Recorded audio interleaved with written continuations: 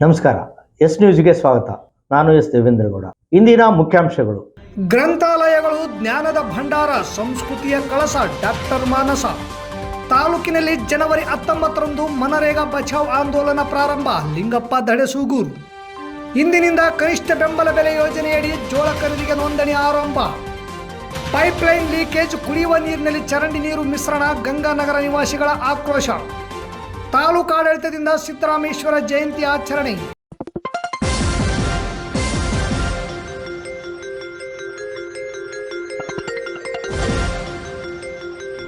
S news, ಇದು ನಿಮ್ಮ ಧ್ವನಿ. ವಾರ್ತೆಗಳ ವಿವರ. ಕನ್ನಡ ಪುಸ್ತಕ ಪ್ರಾಧಿಕಾರದ ಮಹತ್ವಾಕಾಂಕ್ಷೆಯ ಯೋಜನೆಯಾಗಿ ಮನೆಗೊಂದು ಗ್ರಂಥಾಲಯ, ಕನಿಷ್ಠ 1 ಲಕ್ಷ ಮನೆಗಳಲ್ಲಿ ಮನೆಗೊಂದು ಗ್ರಂಥಾಲಯ ನಿರ್ಮಿಸುವ ಗುರಿಯನ್ನು ಕನ್ನಡ ಪುಸ್ತಕ ಪ್ರಾಧಿಕಾರ ಹೊಂದಿದೆ ಎಂದು ಕನ್ನಡ ಪುಸ್ತಕ ಪ್ರಾಧಿಕಾರದ ಅಧ್ಯಕ್ಷರಾದ ಡಾಕ್ಟರ್ ಮಾನಸ್ ಅಭಿಪ್ರಾಯಪಟ್ಟರು. ಸಿಂಧನೂರಿನ ಸಾಹಿತಿ ಶಂಕರ ದೇವರು ಹಿರೇಮಠ ಅವರ ಮನೆಯಲ್ಲಿ ಮನೆಗೊಂದು ಗ್ರಂಥಾಲಯ ಕಾರ್ಯಕ್ರಮದ ಅಡಿಯಲ್ಲಿ ಗ್ರಂಥಾಲಯವನ್ನು ಉದ್ಘಾಟಿಸಿ ಮಾತನಾಡಿದ ಅವರು, ಶಂಕರ ದೇವರು ಹಿರೇಮಠ ಉತ್ತಮವಾದ ಅಮೂಲ್ಯವಾದ ಪುಸ್ತಕಗಳನ್ನು ಒಳಗೊಂಡ ಗ್ರಂಥಾಲಯವನ್ನು ನಿರ್ಮಿಸಿಕೊಂಡಿದ್ದಾರೆ. ಓದುವ ಅಭಿವೃದ್ಧಿ ಒಂದೇ ಸಾಹಿತ್ಯ ರಚನೆಯಲ್ಲಿ ತಮ್ಮ ಪ್ರೌಢಿಮೆಯನ್ನು ಹೊಂದಿದ್ದಾರೆ. ಇವರ ಮನೆಯಲ್ಲಿ ಗ್ರಂಥಾಲಯ ಅಪರೂಪದ ಪುಸ್ತಕಗಳನ್ನು ಒಳಗೊಂಡಿವೆ. ನಾವು ಮನೆ ಕಟ್ಟಿ ವಾಸಿಸುವಾಗ ಅಲ್ಲೊಂದು ಪೂಜೆಯ ಮನೆ ಇರಬೇಕು. ಅದು ನಮಗೆ ನೆಮ್ಮದಿಯ ತಾಣ ಎಂದು ನಾವು ಭಾವಿಸುತ್ತೇವೆ. ಅದೇ ರೀತಿಯಲ್ಲಿ ಪ್ರತಿ ಮನೆಯಲ್ಲೂ ಸಹ ಒಂದು ಪುಟ್ಟ ಗ್ರಂಥಾಲಯ ಇರಬೇಕು. ಗ್ರಂಥಾಲಯ ಎಂದರೆ ಅದೊಂದು ಕೇವಲ ಪುಸ್ತಕಗಳ ಮಳಿಗೆಯಲ್ಲ. ಗ್ರಂಥಾಲಯವು ದೇಹದ ಆತ್ಮದಂತೆ ನಮ್ಮ ಮನೆ ಎಂಬ ದೇವಾಲಯದ ಜ್ಞಾನ ಸಂಸ್ಕೃತಿಯ ಕಳಸ. ಪ್ರತಿಯೊಂದು ಮನೆಯಲ್ಲೂ ಗ್ರಂಥಾಲಯಗಳನ್ನು ನಾವು ನಿರ್ಮಿಸಿಕೊಳ್ಳಬೇಕು ಎಂದರು.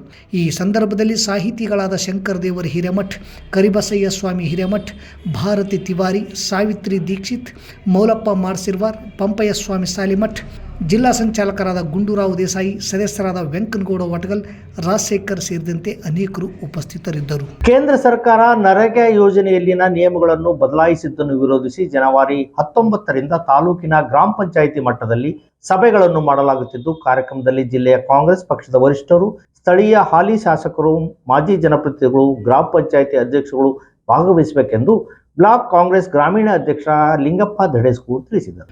ಬುಧವಾರ ನಗರದ ಪತ್ರಿಕಾ ಭವನದಲ್ಲಿ ಸುದ್ದಿಗೋಷ್ಠಿ ನಡೆಸಿ ಮಾತನಾಡಿದ ಅವರು, ಕೆಪಿಸಿಸಿ ಪಕ್ಷದ ಅಧ್ಯಕ್ಷರ ಆದೇಶದ ಮೇರೆಗೆ ಜನವರಿ 19ರಂದು ರಾಗಲ್ಪರ್ವಿ, ರಾಮತ್ನಾಳ್, ಹೆಡಿಗೆನಾಳ್ ಗ್ರಾಮಗಳಲ್ಲಿ ಮೊದಲ ದಿನ ಉದ್ಘಾಟಿಸಲಾಗುತ್ತದೆ.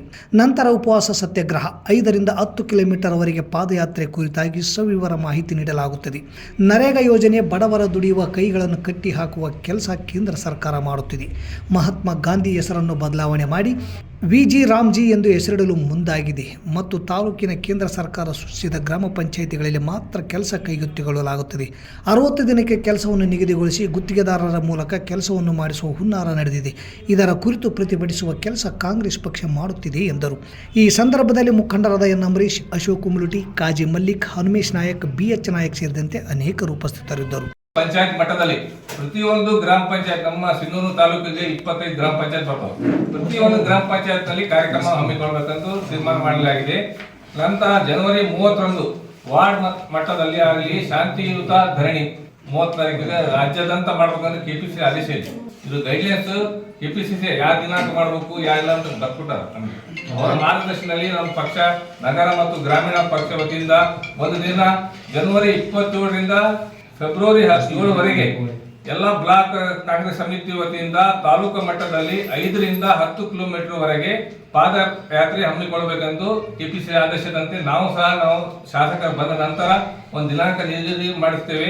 ಪಾದಯಾತ್ರೆ ಬಗ್ಗೆ ತಮ್ಮೆಲ್ಲರಿಗೆ ನಾನು ಬ್ಲಾಕ್ ಕಾಂಗ್ರೆಸ್ ವತಿಯಿಂದ ಸದರಿ ಕಾರ್ಯಕ್ರಮದಲ್ಲಿ ನಮ್ಮ ಕೆಪಿಸಿಸಿಯ ಕಾರ್ಯಾಧ್ಯಕ್ಷರಾದ ವಸಂತ್ ಕುಮಾರ್ ಅವರು ಮತ್ತು ಜಿಲ್ಲಾಧ್ಯಕ್ಷರಾದ ಬಸವ ಪಾಟೀಲ್ ಇಟಗಿಯವರು ಮತ್ತು ಕಾಂಗ್ರೆಸ್ ಪಕ್ಷದ ಎಲ್ಲ ಜಿಲ್ಲಾ ಶಾಸಕರು ಮತ್ತು ಕಾಂಗ್ರೆಸ್ ಪಕ್ಷದ MLCಗಳಿಗೆ ಮತ್ತು ಎಲ್ಲ ಮಾಜಿ ಜಿಲ್ಲಾ ಪಂಚಾಯತ್ ಸದಸ್ಯರು, ತಾಲೂಕ್ ಪಂಚಾಯತ್ ಸದಸ್ಯರು, ಗ್ರಾಮ ಪಂಚಾಯತ್ ಅಧ್ಯಕ್ಷರು, ಕಾಂಗ್ರೆಸ್ ಪಕ್ಷ ವತಿಯಿಂದ ಮತ್ತು ಕಾಂಗ್ರೆಸ್ ಪಕ್ಷದ ಮುಖಂಡರಿಗೂ ಎಲ್ಲರೂ ಸಹ ನಾನು ಪತ್ರಿಕಾ ಮೂಲಕ ಆಹ್ವಾನ ನೀಡುತ್ತೇನೆ. ಸದರಿ ಕಾರ್ಯಕ್ರಮದಲ್ಲಿ ಪತ್ರಿಕಾ ಮಿತ್ರರು ಸಹ ಭಾಗವಹಿಸಬೇಕೆಂದು ವಿನಂತಿಸುತ್ತೇನೆ. 2025-26ನೇ ಸಾಲಿನ ಮುಂಗಾರು ಋತುವಿನಲ್ಲಿ ಕನಿಷ್ಠ ಬೆಂಬಲ ಬೆಲೆ ಯೋಜನೆಯಡಿ ಜಿಲ್ಲೆಯ ರೈತರಿಂದ ಜೋಳವನ್ನು ಖರೀದಿಸುವ ಪ್ರಕ್ರಿಯೆ ಹಿನ್ನೆಲೆಯಲ್ಲಿ ನೋಂದಣಿ ಕಾರ್ಯ ಇಂದಿನಿಂದ ಆರಂಭಗೊಂಡಿದೆ. ತಾಲೂಕುವಾರು ಕೇಂದ್ರಗಳಲ್ಲಿ ನೋಂದಣಿ ಮಾಡಿಸಲು ಜಿಲ್ಲಾಧಿಕಾರಿಗಳು ಜಿಲ್ಲೆಯ ಎಲ್ಲ ತಹಸೀಲ್ದಾರಿಗೆ ಆದೇಶ ಹೊರಡಿಸಿದ್ದಾರೆ. 2025-26ನೇ ಸಾಲಿನ ಮುಂಗಾರು ಋತುವಿನಲ್ಲಿ ಕನಿಷ್ಠ ಬೆಂಬಲ ಬೆಲೆ ಯೋಜನೆ ಅಡಿಯಲ್ಲಿ ಬಿಳಿ ಜೋಳವನ್ನು ಖರೀದಿಗೆ ಸಂಬಂಧಿಸಿದಂತೆ ಈಗಾಗಲೇ ತಾಲೂಕುವಾರು ಖರೀದಿ ಕೇಂದ್ರಗಳನ್ನು ಗುರುತಿಸಲಾಗಿದ್ದು, ಮುಂಗಾರು ಋತುವಿನಲ್ಲಿ ಬಿಳಿ ಜೋಳವನ್ನು ಬೆಳೆದಿರುವ ಆಸಕ್ತ ರೈತರು ಸದರಿ ಯೋಜನೆಯಡಿ ಬೆಳೆಯನ್ನು ಸರ್ಕಾರಕ್ಕೆ ಮಾರಾಟ ಮಾಡಲು ಪ್ರತಿ ಎಕರೆಗೆ 15 ಕ್ವಿಂಟಲ್ನಂತೆ ಗರಿಷ್ಠ 150 ಕ್ವಿಂಟಲ್ ಜೋಳವನ್ನು ಹತ್ತಿರದ ಖರೀದಿ ಕೇಂದ್ರಗಳಲ್ಲಿ ಫ್ರೂಟ್ಸ್ ತಂತ್ರಾಂಶದಲ್ಲಿ ನೋಂದಣಿ ಮಾಡಿಕೊಳ್ಳಬಹುದು. ರಾಜ್ಯದಾದ್ಯಂತ ಒಟ್ಟು 3 ಲಕ್ಷ ಮೆಟ್ರಿಕ್ ಟನ್ ಜೋಳದ ಗುರಿಯನ್ನು ನಿಗದಿಪಡಿಸಲಾಗಿದ್ದು, ಅದರಲ್ಲಿ ಮುಂಗಾರು ಋತುವಿನಲ್ಲಿ 88 ಲಕ್ಷ ಮೆಟ್ರಿಕ್ ಟನ್ ಮತ್ತು ಹಿಂಗಾರು ಋತುವಿನಲ್ಲಿ 2.12 ಲಕ್ಷ ಮೆಟ್ರಿಕ್ ಟನ್ ಜೋಳವನ್ನು ಖರೀದಿಸಲು ಮಿತಿಯನ್ನು ನಿಗದಿಪಡಿಸಲಾಗಿರುತ್ತದೆ. ಅಲ್ಲದೆ ಒಬ್ಬ ರೈತನು ಯಾವುದಾದರೂ ಒಂದು ಋತುವಿನಲ್ಲಿ ಮಾತ್ರ ಸದರಿ ಯೋಜನೆಯಡಿ ಜೋಳವನ್ನು ನೋಂದಣಿ ಮಾಡಿಕೊಳ್ಳುವ ಅವಕಾಶವನ್ನು ಕಲ್ಪಿಸಲಾಗಿದ್ದು, ಇಂದಿನಿಂದ ರೈತರಿಂದ ನೋಂದಣಿ ಪ್ರಾರಂಭಗೊಂಡ ಕುರಿತು ಸರ್ಕಾರದ ಅಧೀನ ಕಾರ್ಯದರ್ಶಿ, ಆಹಾರ ನಾಗರಿಕ ಸರಬರಾಜು, ಗ್ರಾಹಕ ವ್ಯವಹಾರಗಳ ಮತ್ತು ಕಾನೂನು ಮಾಪನ ಶಾಸ್ತ್ರ ಇಲಾಖೆ, ಬೆಂಗಳೂರು ಅವರು ದಿನಾಂಕ 9/1/2026ರಂದು ಜಿಲ್ಲಾಧಿಕಾರಿಗಳಿಗೆ ಪತ್ರ ಬರೆದು ಆದೇಶಿಸಿದ ಹಿನ್ನೆಲೆಯಲ್ಲಿ ದಿನಾಂಕ 13/1/2026ರಂದು ರಾಯಚೂರು ಜಿಲ್ಲಾಧಿಕಾರಿಗಳು ಜಿಲ್ಲೆಯ ಎಲ್ಲ ತಹಸೀಲ್ದಾರರಿಗೆ ಆದೇಶ ಹೊರಡಿಸಿದ್ದಾರೆ. ಸಿಂಧನೂರು ತಾಲೂಕಿನ ನೋಂದಣಿ ಕೇಂದ್ರಗಳು PACS Roudakunda, PACS Diddigi, PACS Hanchinal camp, PACS Salagunda, PACS Badarli, PACS Budiwal, PACS Gonawara, PACS Umaluti, PACS Jawalagera, Valkandinni, Alabanur, Mallapur, Turvihal, Huda, RH camp, TAPCMS Sindhanur ಮತ್ತು PACS Alabanur sub center Belagurki, PACS Budiyal sub center ಮಾಡಿಸಿರುವಾರ. ನಗರದ ಗಂಗಾನಗರ ವ್ಯಾಪ್ತಿಯ ವಿದ್ಯಾನಗರದಲ್ಲಿ ಪೈಪ್ಲೈನ್ ಲೀಕೇಜ್ನಿಂದ ಕುಡಿಯುವ ನೀರಿಗೆ ಚರಂಡಿ ನೀರು ಮಿಶ್ರಣಗೊಂಡು ಪೂರೈಕೆಯಾಗುತ್ತಿದ್ದು, ನಿವಾಸಿಗಳು ತೊಂದರೆ ಅನುಭವಿಸುತ್ತಿದ್ದಾರೆ. ಕಳೆದ 3-4 ದಿನಗಳಿಂದ ಕಲುಷಿತ ನೀರು ಪೂರೈಕೆಯಾಗುತ್ತಿದ್ದರಿಂದ ಜನರ ಬಳಕೆ ನೀರನ್ನು ಬೇರೆ ಕಡೆಯಿಂದ ತರುವಂತಾಗಿದೆ ಎಂದು ಜನರು ಆಕ್ರೋಶ ವ್ಯಕ್ತಪಡಿಸಿದರು.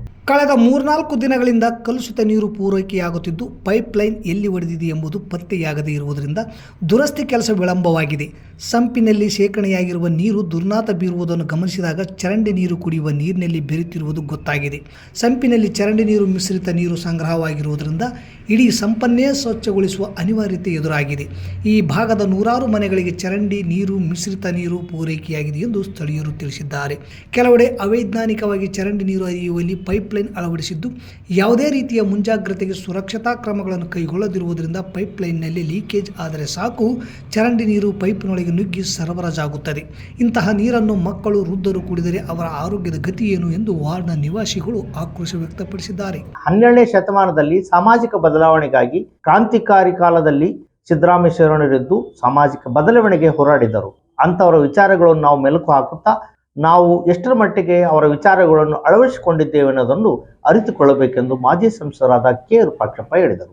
ನಗರದ ತಹಸೀಲ್ದಾರ್ ಕಾರ್ಯಾಲಯದಲ್ಲಿ ಸಿದ್ದರಾಮೇಶ್ವರ ಜಯಂತಿ ಕಾರ್ಯಕ್ರಮದಲ್ಲಿ ಭಾಗವಹಿಸಿ ಮಾತನಾಡಿದ ಅವರು, ಜಯಂತಿ ಆಚರಣೆ ಕೇವಲ ಜಾತಿ ಕಾರ್ಯಕ್ರಮಗಳಂತೆ ಆಚರಣೆ ಮಾಡುತ್ತಿದ್ದೇವೆ. ನಾವು ನಮ್ಮ ಸಮಾಜಕ್ಕೆ ಏನನ್ನ ಕೊಟ್ಟಿದ್ದೇವೆ ಎನ್ನುವುದನ್ನು ನಾವು ಮೇಲ್ಕು ಹಾಕಿಕೊಳ್ಳಬೇಕು. ಅವರ ವಿಚಾರಗಳನ್ನು ತಿಳಿಸಲು ಒಳ್ಳೆಯ ವಾಗ್ಮಿಗಳನ್ನು ಕಳಿಸಿ ಅವರ ವಿಚಾರಗಳನ್ನು ತಿಳಿದುಕೊಂಡು ಅಳವಡಿಸಿಕೊಳ್ಳಬೇಕು. ಸ್ವಾರ್ಥದ ಜಯಂತಿ ಆಗಬಾರದು. ಅವರ ಚಿಂತನೆ ಮುಖ್ಯ. ಸರ್ಕಾರ ಇಂತಹ ಕಾರ್ಯಕ್ರಮ ಕೊಟ್ಟಿರುವುದು ಅದಕ್ಕಾಗಿ. ಅದನ್ನು ಬಿಟ್ಟು ನಾವು ಜಾತಿ ಕಾರ್ಯಕ್ರಮಗಳಾಗಿ ಜಿದ್ದಿಗೆ ಬಿದ್ದಿದ್ದೇವೆ. ಇದನ್ನು ಬಿಡಬೇಕು ಎಂದರು. ಈ ಕಾರ್ಯಕ್ರಮದಲ್ಲಿ tahsildar Arunakumar Desai, EO Chandrashekhar, RDCC bank ನಿರ್ದೇಶಕ ಸೋಮನಗೌಡ ಬಾದರ್ಲಿ, ಪಂಪನಗೌಡ ಬಾದರ್ಲಿ, ಬಸವ ಕೇಂದ್ರದ ವೀರಭದ್ರಪ್ಪ ಅಮರಾಪುರ, ವಕೀಲರಾದ ರಾಯಪ್ಪ, P. ರುದ್ರಪ್ಪ, ಅಶೋಕ್ ಉಮಲುಟಿ, ವೆಂಕೋಬ ನಾಯಕ ರಾಮತ್ನಾಳ್, HN ಬಡಿಗೇರ್ ಸೇರಿದಂತೆ ಅನೇಕ ಮುಖಂಡರಿದ್ದರು. ಏನೇ ಆಗಿದ್ದರೂ ಕೂಡ ಇವತ್ತು ನಾವು ಯಾವ ಎಲ್ಲರೂ ಜಯಂತಿಗಳನ್ನು ಮಾಡ್ತೇವೆ. ಸರ್ಕಾರ ಇವತ್ತು ಒಂದು ಅವಕಾಶ ನಮಗೆ ಕಲ್ಪಿಸಿಕೊಟ್ಟಿದೆ ಅಂತಂದರೆ ನಮ್ಮ ಕರ್ನಾಟಕ ರಾಜ್ಯದಲ್ಲಿ ಆಗಿ ಹೋಗಿರುವಂಥ ಎಲ್ಲ ಸಂತ ಶರಣರ ಜಯಂತಿಗಳನ್ನು ಮಾಡುವಂಥದ್ದು ಸರ್ಕಾರದ ವತಿಯಿಂದ ಮಾಡಬೇಕು. ಯಾಕೆ ಮಾಡುವಂತಹದ್ದು? ಅವರ ವಿಚಾರಗಳನ್ನು ನಾವು ಮೆಲುಕು ಹಾಕಬಹುದು. ಅವರ ವಿಚಾರಗಳನ್ನು ನಾವು ಸಮಾಜದಲ್ಲಿ ಎಷ್ಟು ಮಟ್ಟಿಗೆ ಅಳವಡಿಸಿಕೊಂಡಿದ್ದೇವೆ ಅನ್ನುವಂಥದ್ದನ್ನು ಚಿಂತನೆ ಮಾಡಬೇಕು. ಅದನ್ನು ನಾವು ಮಾಡಬೇಕಾಗಿರ್ತದೆ. ನಾವು ಪ್ರತಿ ವರ್ಷ ಸಿದ್ದರಾಮೇಶ ಹಂಗೆ ಮಾಡಿದ, ಬಸವಣ್ಣ ಹಿಂಗೆ ಮಾಡಿದ, ಚನ್ನಬಸವ ಹಂಗೆ ಮಾಡಿದರು. ಅವ್ರು ಏನು ಮಾಡಿದ್ರು, ಅವ್ರ ಕಾಲಕ್ಕೆ ಅವ್ರು ಏನು ಮಾಡಿದ್ರು. ನೀವು ನಾವೇನು ಮಾಡೋಕೆ ಇರ್ತೀವಿ ಅನ್ನೋದು ನಾವೆಷ್ಟು ಮತ್ತೊಮ್ಮೆ ಮುಖ್ಯಾಂಶಗಳು. ಗ್ರಂಥಾಲಯಗಳು ಜ್ಞಾನದ ಭಂಡಾರ, ಸಂಸ್ಕೃತಿಯ ಕಳಸ. ಡಾಕ್ಟರ್ ಮಾನಸ. ತಾಲೂಕಿನಲ್ಲಿ ಜನವರಿ 19ರಂದು ಮನರೇಗಾ ಬಚಾವ್ ಆಂದೋಲನ ಪ್ರಾರಂಭ. ಲಿಂಗಪ್ಪ ದಡೆಸೂಗೂರು. ಇಂದಿನಿಂದ ಕನಿಷ್ಠ ಬೆಂಬಲ ಬೆಲೆ ಯೋಜನೆಯಡಿ ಜೋಳ ಖರೀದಿಗೆ ನೋಂದಣಿ ಆರಂಭ. ಪೈಪ್ಲೈನ್ ಲೀಕೇಜ್, ಕುಡಿಯುವ ನೀರಿನಲ್ಲಿ ಚರಂಡಿ ನೀರು ಮಿಶ್ರಣ. ಗಂಗಾನಗರ ನಿವಾಸಿಗಳ ಆಕ್ರೋಶ. ತಾಲೂಕಾಡಳಿತದಿಂದ ಸಿದ್ದರಾಮೇಶ್ವರ ಜಯಂತಿ ಆಚರಣೆ. ಇಲ್ಲಿಗೆ ವಾರ್ತಾ ಪ್ರಸಾರ ಮುಕ್ತಾಯವಾಯಿತು. ನಿರಂತರ ಸುದ್ದಿಗಾಗಿ ವೀಕ್ಷಿಸಿ ಎಸ್ ನ್ಯೂಸ್. ಇದು ನಿಮ್ಮ ಧ್ವನಿ. ನಮಸ್ಕಾರ.